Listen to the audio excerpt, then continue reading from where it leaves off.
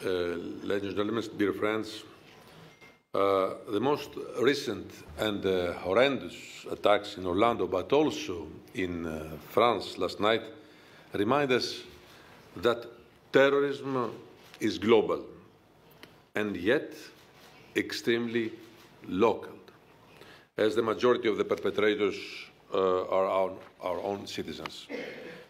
Born and raised on our territories, educated in our schools, now radicalized and turning against their own fellow citizens, their neighbors, and in some cases their friends. Turning against our values, giving in to propaganda of hate, inspired by an ideology of catastrophe. The fact that these Europeans were radicalized to violent extremism on our soil says something about the social fabric of our societies and the need to strengthen its resilience. As Tibor already explained, such efforts start primarily at the local level, involving teachers as much as youth counselors and police officers. Our response to fighting radicalization and recruitment to terrorism needs to be holistic. And the EU level can support member states in these efforts.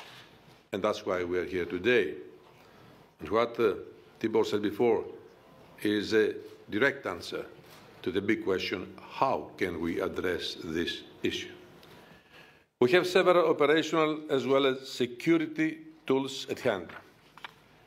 While prevention and avoiding that people become radicalized in the first place is our priority, in parallel, our core security approach needs to be reinforced with enhanced information sharing on suspected individuals.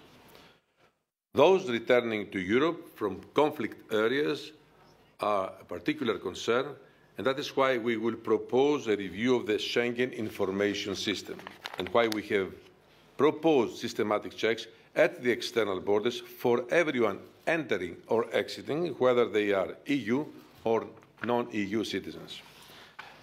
Then there is the Internet, our most important battleground to counter radicalization.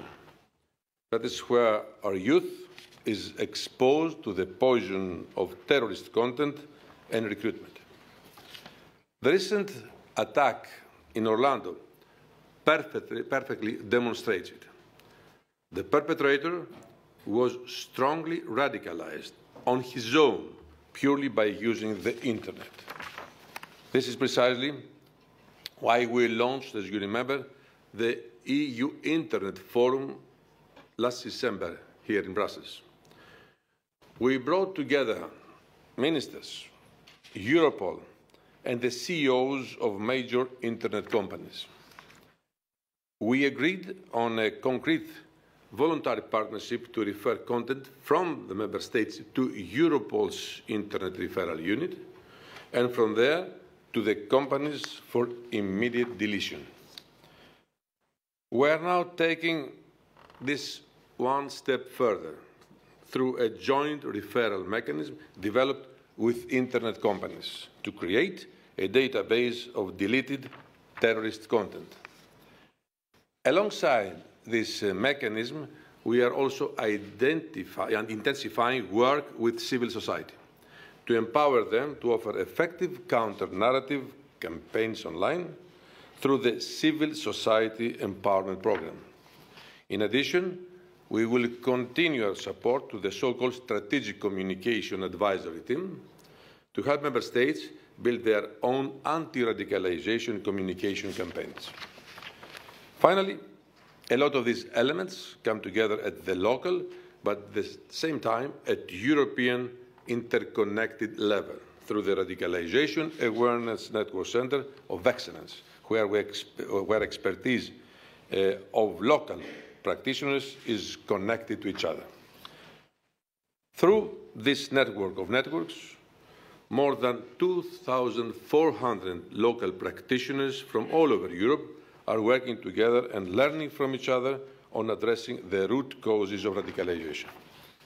We committed a budget of 25 million euros for the next 4 years in order to help the Radicalisation Awareness Network fulfill its mission.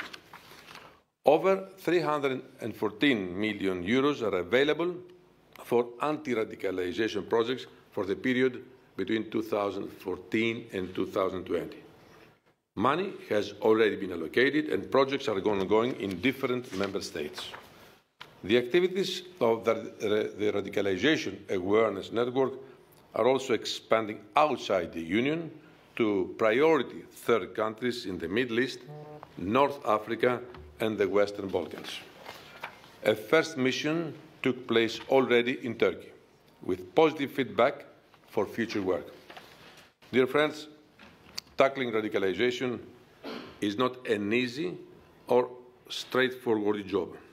Solutions will not come magically from here, from Brussels, but we also don't need to work in silos at local or national levels. That is why we are supporting Member States in all the relevant policy areas, ranging from education, employment, to youth work, the judiciary and penitentiary systems, involving all the relevant stakeholders and government levels.